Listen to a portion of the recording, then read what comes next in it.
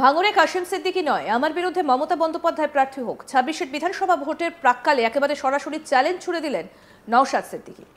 কি বলছেন ভাঙড়ের আইএসএফ বিধায়ক নওশাদ সিদ্দিকী? আসুন শোনাই। ভাঙড়ে আপনার বিরুদ্ধে কাশেম সিদ্দিকী প্রার্থী হবে এরকম একটা চর্চা রয়েছে, সেটাই ভয় পাচ্ছে? আমি চাইছি আমার বিরুদ্ধে মুখ্যমন্ত্রী প্রার্থী হোক ভাঙড়ে। আমি এটা চাইছি, আমি অন্য কাউকে চাইছি না। আমি চাইছি আমার বিরুদ্ধে মুখ্যমন্ত্রী প্রার্থী হোক। ভাঙড়ে আপনার বিরুদ্ধে কাশেম সিদ্দিকী প্রার্থী হবে এরকম একটা চর্চা রয়েছে, সেটাই ভয় পাচ্ছে? আমি চাইছি আমার বিরুদ্ধে মুখ্যমন্ত্রী প্রার্থী হোক ভাঙড়ে। আমি এটা চাইছি, আমি অন্য কাউকে চাইছি না। আমি চাইছি আমার বিরুদ্ধে মুখ্যমন্ত্রী প্রার্থী হোক। এবার ফুরফুরার পীরজাদা সেই কাশেম সিদ্দিকীকে দলের সাধারণ সম্পাদকের পদে নিয়ে এলো তৃণমূল কংগ্রেস। ফুরফুরার আরও এক পীরজাদা নওশাদ সিদ্দিকী ভাঙড় থেকে আইএসএফ এর বিধায়ক। এবার রাজনীতিতে চলে এলেন নওশাদেরই সম্পর্কিত ভাই কাশেম সিদ্দিকী।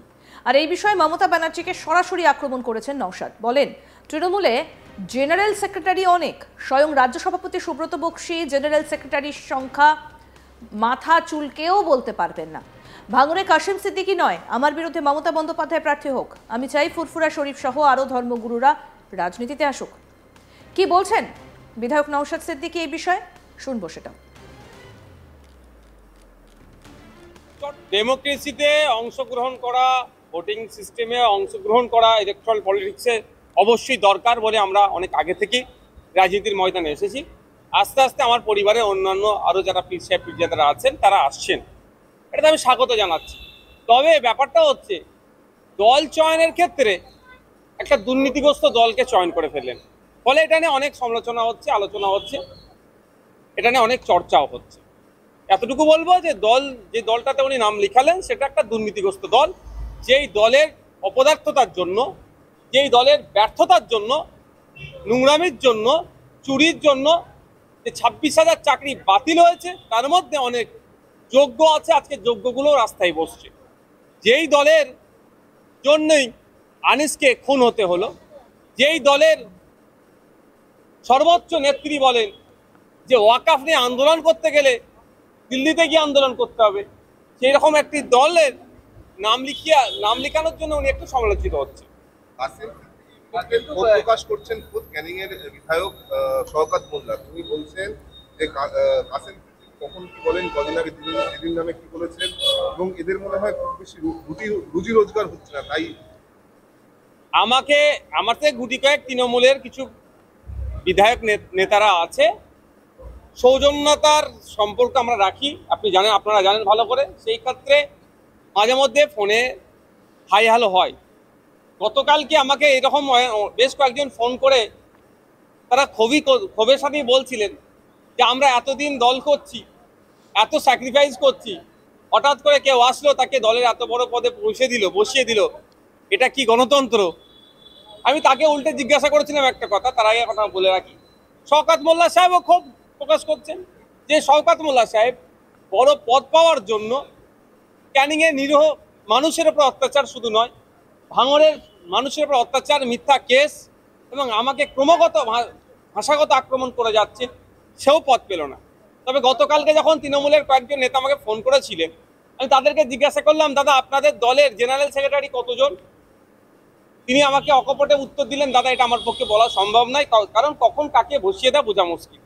তারপর অনেক ভাবনা চিন্তা করে দেখলাম এই প্রশ্নটা যদি মমতা ব্যানার্জিকে করি, এই প্রশ্নটা যদি সুব্রত বক্সী মহাশয়কে করি যে স্যার আপনাদের দলের মোট জেনারেল সেক্রেটারির সংখ্যা কত, উনি আমার মনে হয় 5 মিনিট মাথা চুলকাবে, তারপরে হয়তো এক্সাক্ট সংখ্যাটা বলতে পারবেন না। মানে যাকে মনে হয় সকাল সন্ধ্যে ধরে বসিয়ে দেয়, একটা পোস্ট বাকি সব ল্যাম্প পোস্ট।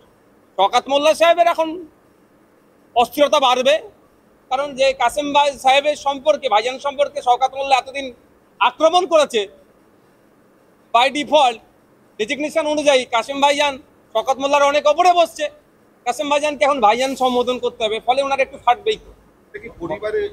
পরিবারে ভাঙন বলে মনে করছেন তৃণমূলে চলে যাওয়া কাসেমের সাথে কথা হয়েছে? মোটেও ওটা ভাঙন না। পরিবারের মধ্যে আমাদের যে পারিবারিক সম্পর্ক সেটা যথেষ্ট ভালো আছে,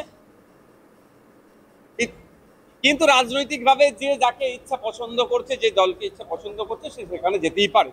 তবে কাসেম ভাইজান তৃণমূলে যাওয়াটা, একটা দুর্নীতিগ্রস্ত দলে যাওয়াটা পশ্চিমবাংলার মানুষজন এটা ভালোভাবে মেনে নিতে পারছে না।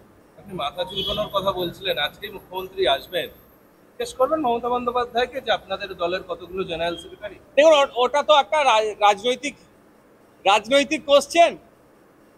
আর এখানে মুখ্যমন্ত্রী হিসাবে আসছেন, তিনি দলের প্রধান হিসাবে আসলে তাকে এই কথাটা আমি নিশ্চিতভাবে সুযোগ পেলে জিজ্ঞাসা করতাম। তবে এখানে সুযোগ পেলেও আমি সে কথা জিজ্ঞাসা করব না, কারণ এটা একজন মুখ্যমন্ত্রী হিসাবে আজকে বিধানসভায় আসছে। কোনো সময় যদি নবান্নে যাওয়ার সুযোগ হয়ে যায়, যদি হয়, তাহলে ওখানে গিয়ে যদি সময় পাই তাহলে জিজ্ঞাসা করব। ভাঙড়ে আপনার বিরুদ্ধে কাসেম সিদ্দিকী প্রার্থী হবে এরকম একটা চর্চা রয়েছে, সেটাই ভয় পাচ্ছে? আমি চাইছি আমার বিরুদ্ধে মুখ্যমন্ত্রী প্রার্থী হোক ভাঙড়ে, আমি এটা চাইছি। আপনি আমি অন্য কাউকে চাইছি না, আমি চাইছি আমার বিরুদ্ধে মুখ্যমন্ত্রী প্রার্থী হোক। তবে একটা কথা জানিয়ে রাখি, পশ্চিমবাংলার মুসলিম সম্প্রদায় তৃণমূল থেকে যেভাবে মুখ ফিরাতে শুরু করেছে, কাউকে দিয়ে ড্যামেজ কন্ট্রোল করতে যদি চাই সেটা হবে না। কারণ একের পর এক পদক্ষেপ তৃণমূল কংগ্রেসের, মুসলিম সম্প্রদায়ের মানুষজন ক্ষিপ্ত হয়ে উঠছে।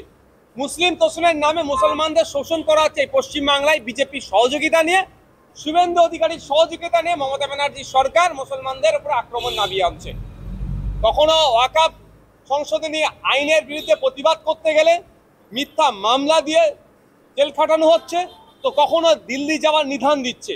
ফলে পশ্চিমবাংলার মুসলমানরা তৃণমূল কংগ্রেসের কাছ থেকে মুখ ফিরিয়ে নিচ্ছে। কাউকে নিয়ে এসে যদি মনে করে এই ভাঙাবাদ জোড়া লাগাবার চেষ্টা হচ্ছে, সেটা বিতা হবে। অসুবিধে কোথায়?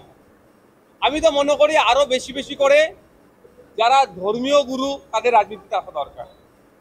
রাজনীতিকে বাইরে থেকে কন্ট্রোল করার থেকেও সরাসরি রাজনীতিতে আসুন।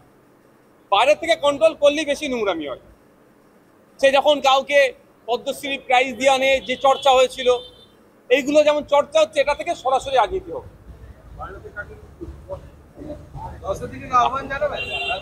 আমি সকলকে আহ্বান জানাবো, কিন্তু আমার চালাজান হচ্ছে।